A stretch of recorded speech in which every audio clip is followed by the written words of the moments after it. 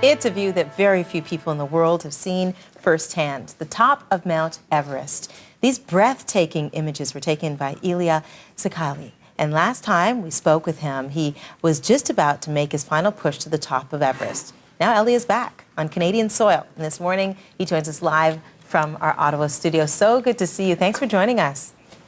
Yeah, my pleasure. Thanks for having me. And you're sounding great, because the last time we talked to you, you could hardly get a word out. You said other people were getting extra oxygen because you wanted to call in and speak to us. You couldn't do that. So it's good to hear you sounding and looking so well.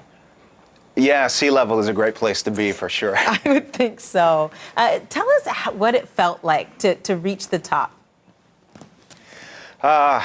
You know, it's a question I get asked a lot, and I got to say, for me, it was very, very emotional. You're very, very tired. You know, it's one of the hardest things that you can achieve and accomplish on this planet. And you know, my whole reason for being there is that I was with 25,000 students in Canada, in Canadian schools, and we journeyed together to the top of the world. So, you know, after 50 days living on a mountain and finally achieving this with all these students, it was very, very emotional. And obviously, the physical challenge of all of it. Elia, tell us about that, how you prepared for this, and how tough it was on you, even though you were prepared. Yeah, I mean, I've been training my whole life, so it's sort of the culmination of many, many years of hard work. But it's an area called the death zone, and it's 26,000 feet above sea level, and your body literally starts to die, and you have to push through this, right? And you're breathing bottled oxygen, and you know, you're hypoxic, your brain is not functioning properly, and you have to perform at this really, really high level. So it's very painful. But I'll tell you, when you hit that last 500 feet, and you see the summit, and you see the curvature, you know, of the globe, it's breathtaking, and it's really a phenomenal place to be. And there was a real personal connection to this mountain, wasn't there, that started some 5 years ago. Tell me a little bit about your friend, Dr. Egan.